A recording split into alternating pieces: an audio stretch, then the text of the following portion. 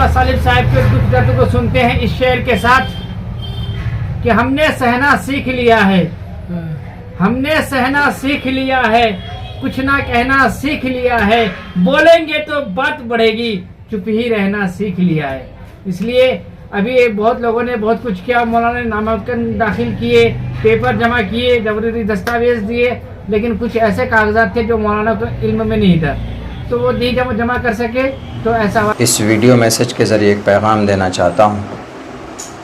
जैसा आप सबको मालूम है कि अभी 15-20 दिन से सियासी माहौल गर्म था और हम किसी पार्टी के लिए मेहनत और कोशिश कर रहे थे उसकी टिकट के लिए। ये बात आप सब बखूबी जानते हैं, मगर ये है कि आखिर वक्त में हमें नाउम्मीदी हाथ लगी।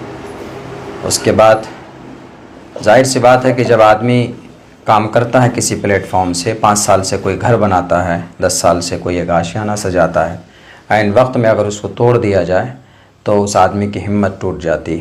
वही हमारे साथ हुआ।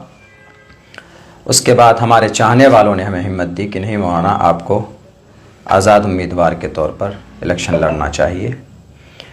तो आखिर में ये फ़ैसला बिल्कुल मजबूत हुआ कि नहीं, इलेक्शन नॉमिनेशन फ़ाइल करना चाहिए। तो हमने आखिर वक्त में, चूँकि हमारी पहले की जो तैयारी थी वो टिकट के हिसाब से हमने तैयारी की थी, और अभी जो हमने टिकट न मिला तो उसके बाद हमने अपने इंडिपेंडेंट इलेक्शन लड़ने की जो तैयारी की, और फिर हम कल नॉमिनेशन के लिए पहुँचे। 25 से 30 मिनट का वक्त हमें मिला था नॉमिनेशन हॉल में पहुँचने के लिए। हम पहुँचे, नॉमिनेशन हमने फ़ाइल किया। कुछ लोग इस तरह की बातें उड़ा रहे हैं कि मौलाना ने ज़रूरी डॉक्यूमेंट्स नहीं दिया जिसकी वजह से आज उनका नॉमिनेशन रद्द हो गया। ऐसा कुछ नहीं, मेरे पास सारे डॉक्यूमेंट्स मौजूद हैं। उसके फ़ोटो और उसके ज़ेरॉक्स हमने करा लिए थे।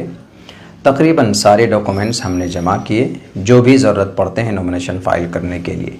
अगर कोई डॉक्यूमेंट्स नहीं होता है तो फिर वहाँ पर जो एडीएम या आरओ होता है वो नोटिस करता है कि आप अगले दिन ये डॉक्यूमेंट जमा कर दें। अगर हमारे डॉक्यूमेंट्स में कमी होती तो हमें नोटिस किया जाता, लेकिन इस तरह की कोई बात नहीं हुई। हासिल कलाम ये है, ये कहना चाहता हूँ कि मेरा नॉमिनेशन आज रद्द हो चुका है, कैंसिल हो गया। और किस वजह से हुआ है इस पर तहकीक चल रही है, और हमें लगता है कि इसके पीछे कोई ना कोई साजिश है, वरना हमें उस वक्त कोई नोटिस नहीं दी गई कि आपको ये पेपर जमा करना। अगर ऐसा होता तो जाहिर सी बात है कि हमारे पास टोटल डॉक्यूमेंट्स हम इंतज़ाम करके देते, लेकिन हमारे पास कोई नोटिस नहीं था। तो हमें लगता है कि कुछ शरपसंदों ने इसके पीछे शरपसंदी की है। अल्लाह उसको ख़ुद ही सज़ा देगा। रही बात ये कि अब आगे मैं अपने तमाम चाहने वालों से कहना चाहता हूँ कि हिम्मत और हौसला, मैं हारा नहीं हूँ। अब एक नए दौर, एक नए प्लेटफॉर्म की शुरुआत इंशाअल्लाह सीमांचल की धरती पर हम करेंगे, और एक सच्ची और एक मज़बूत क़यादत सीमांचल से उठेगी। एक मोर्चा तैयार होगा जो ज़ुबानी क़यादत नहीं, जैसा कि आज कुछ लोग ज़ुबान में क़यादत की बातें खूबसूरत से करते हैं लेकिन ज़मीन पर वो ज़ीरो है। लेकिन इंशाअल्लाह सीमांचल का बेटा, यहाँ पर बहुत सारे ऐसे लोग हैं जो इस काम को करना चाहते हैं, उनको प्लेटफॉर्म नहीं मिल रहा।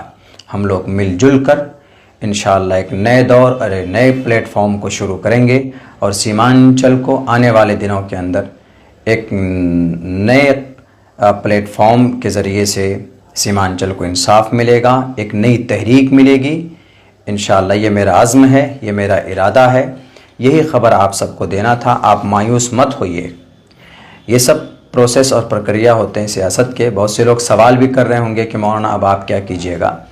तो सियासत, अभी जो हमारी ज़िंदगी के रेगुलर जो हमारे काम हैं वो होते रहेंगे। सियासत से ज़िंदगी नहीं थम जाती है। शाख से झड़ जाएं वो पत्ते नहीं हैं हम, आंधियों से कह दो कि ज़रा वो अपनी औकात में रहें। इसीलिए मैं डरा नहीं हूँ, मैं घबराया नहीं हूँ। इंशाअल्लाह आपकी आपका साथ रहा, आपकी दुआएं रही, अल्लाह का फजल रहा, तो इंशाअल्लाह सीमांचल को बदलेंगे। कुछ गंदे लोगों की गंदी जहनीत से, कुछ झूठे और कुछ मक्कार लोगों की उनके फ़रेब से सीमांचल के आवाम को और यहाँ के माहौल को निकालेंगे। बहुत बहुत शुक्रिया। अस्सलामु अलैकुम रहमतुल्लाहि व बरकातुहू।